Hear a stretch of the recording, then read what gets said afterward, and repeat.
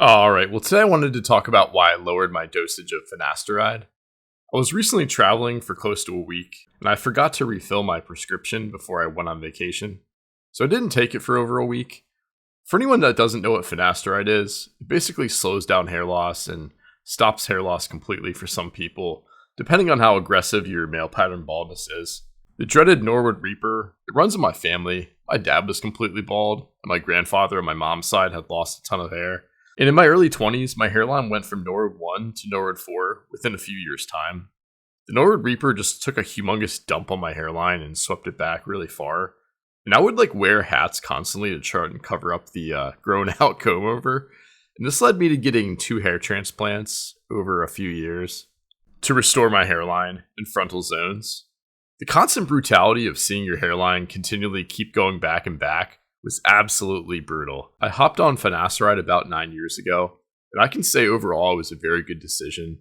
Finasteride, basically it's a 5-alpha reductase inhibitor that basically works by blocking the conversion of testosterone to dihydrotestosterone, or DHT. And basically, DHT is the main culprit in hair loss. Along with the hair transplants, my hair has definitely gotten a lot thicker over the years because of finasteride. So I've experienced firsthand that definitely works. I would take 1 milligram of finasteride each day. I've done that for the past 9 years. And I've been lucky to have never experienced sexual side effects from the drug. It just kind of took the pill like I would be brushing my teeth every day. I never went a period of not using it. And after about 3 days on vacation, like I said, I forgot to refill my prescription of finasteride. And after about 3 days of vacation, I noticed that I had a sudden urge of increased energy, and my libido was much noticeably higher than normal. I usually have a fairly high libido, but this was definitely noticeably higher. It was like any relatively attractive girl that walked by, I would feel just very, very horny. And after about 5 days, I also noticed an additional uptick increase in just overall energy. I thought this was really interesting and overall a really good feeling. So when I got back after 7 days, when I got back home, I figured with this increased libido and more energy, I would try out reducing my dosage from 1 milligram to zero point 0.5 milligrams each day, just to test out and see how different I feel overall. I noticed that I have slightly more energy overall, and I've been doing this for about 3 weeks now, and I noticed that I have slightly more energy overall and a noticeably higher libido.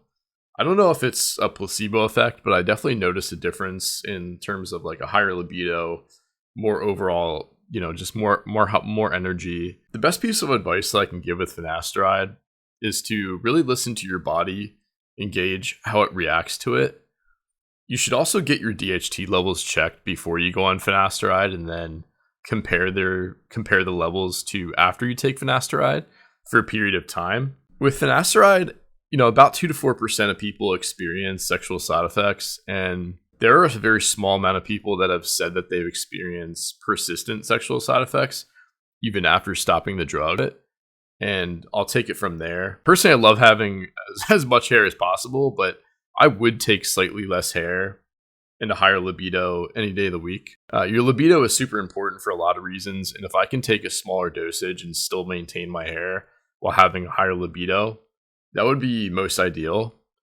And that could just be me though. I think a lot of people may prefer the maximum amount of hair possible with a slightly less libido, but when you take finasteride, that's something that you really need to weigh out. That's something that you need to weigh out if you notice any side effects from the drug, whether sexual or non-sexual side effects, and consult with a doctor. Another piece of advice that I would give with taking finasteride is to try not to go in with the mindset that you will get side effects, as that could also be a placebo effect in and of itself. And you may, like I said, maybe you're in a sexual situation and you're just not feeling it, and then you think it's 100% the finasteride, where it could be a poor diet, it could be a lack of sleep, it could be other things that could be causing that. But ultimately, if you feel like you're getting side effects from finasteride, like I said, it's common, and it's an androgen blocker, so you should somewhat expect a side effect at some point. But if you're getting those side effects, stop taking the drug and reach out to your doctor and try a lower dosage if they recommend it. Well, if you've enjoyed this video, feel free to give it a like, feel free to comment down below your experience with finasteride, and feel free to subscribe. Until next time, ladies and gentlemen, take care.